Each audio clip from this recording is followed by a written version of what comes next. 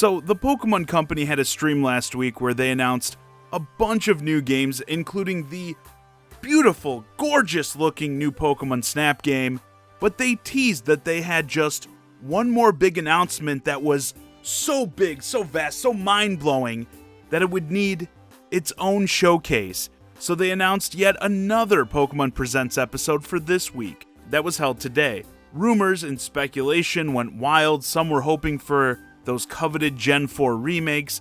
Some figured it was going to be like a Let's Go 2. But I don't think anyone predicted it would be a Pokemon mobile MOBA game. It's going to be on Switch, of course, too, but let's be honest. This is a mobile game. I can't believe it. All this hype for something like, who in the world even asked for this? So yeah, this is going to be a traditional 5v5 battle arena game. You pick your Pokemon, you all level up, get new moves along the way. You can even evolve, which I guess that's kind of cool. You know the drill though, basically. There are a bajillion games like this out there. Visually, I will say it does look like complete dog shit, so at least they're being true to the core Pokemon experience that Game Freak currently provides people. There are also going to be no type advantages in this, so like, you know, the idea of, oh, water works better against fire.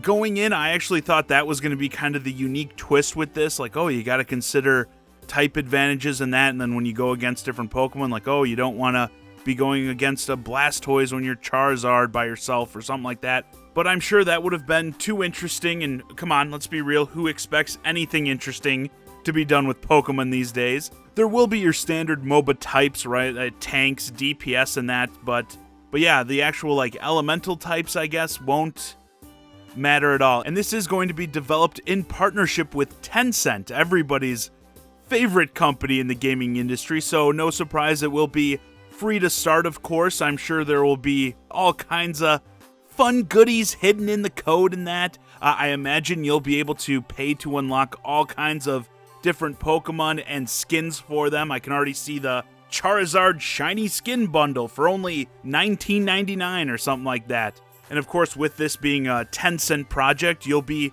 allowed the privilege of having all your information sent promptly to the Chinese government. The more I talk about it, the more this actually sounds like a fantastic experience.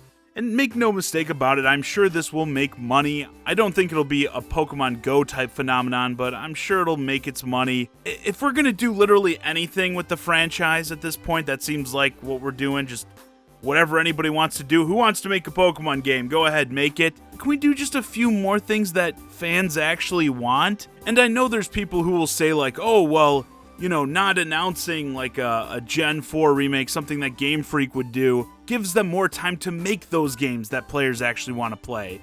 So when they eventually come out down the line, they'll have that longer development cycle, which means they'll be good.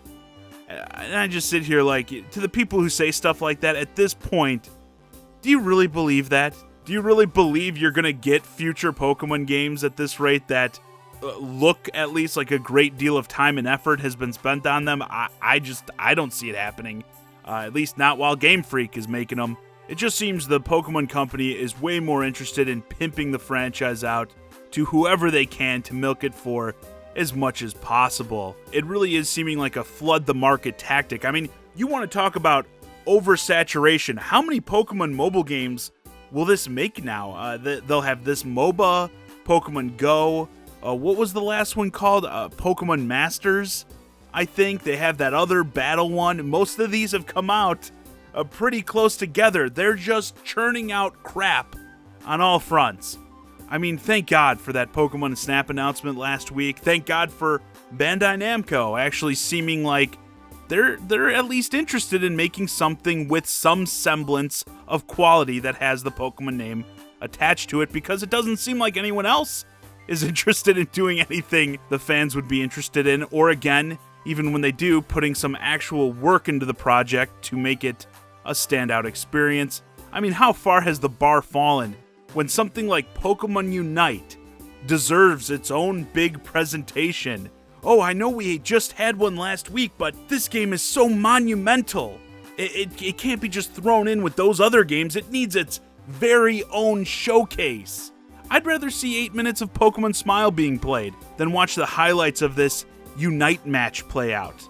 I don't see anything here that stands out from the, 100,000 MOBAs that release every day. If you blink right now, 1,000 more probably just came out in that time. I mean, once more, how could you care about this? Anyway, I'm going to cut the video off here. Just wanted to give some quick thoughts on this thing. Of course, let me know your thoughts on Pokemon Unite in the comments. What did you think about this game's announcement that was just so big it needed its own presentation? Hey guys, I hope you enjoyed this discussion of Pokemon Unite. If you're new to the channel, please consider subscribing, and if you want to keep the conversation going, hit me up on Twitter at JohnnyZakari, and join my Discord, ChiGuy and Friends. Link to both in the description below. And as always, thanks for watching.